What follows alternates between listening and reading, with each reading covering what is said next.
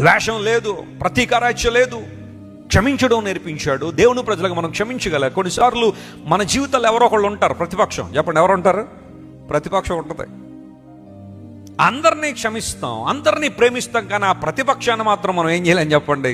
ప్రేమించలేం. ప్రభు ఎంత చెబుతున్నా వదిలేసేయి, క్షమించేయి.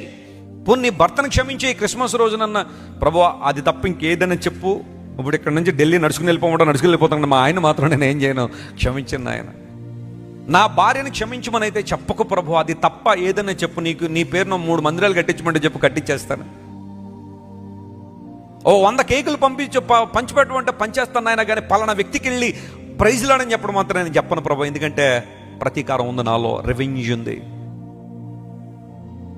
If you want to be a true follower of Christ, fill your heart with love. ఈ Christmas రోజునైనా నీలో ఎవరి మీద అయితే ప్రతీకారం ఉందో లేదా పగుందో, వారి చెడును ఆకాంక్షిస్తున్నా, వాళ్ళకి ఏదైనా కీడు జరిగితే చూడాలా, వారికి ఏదైనా ఇబ్బంది అయితే నేను సంతోషించి ఆ రోజు కోసం కనిపెడుతున్నానని అంటున్నావా, టేక్ ఇట్ ఆఫ్, తీసేదాన్ని.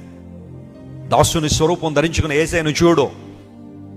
ఆయన అతిశయపడాలంటే, గర్వపడాలంటే ఎన్ని లేవు ఆయనలో, కానీ ఆయన దాసునికి లోకానికి వచ్చి పశువుల శాలను కోరుకుని ప్రేమను లోకానికి పంచి క్షమాపణ మనుషులకి ఇచ్చి ఆయన తన ప్రేమను వ్యక్తం చేశాడు.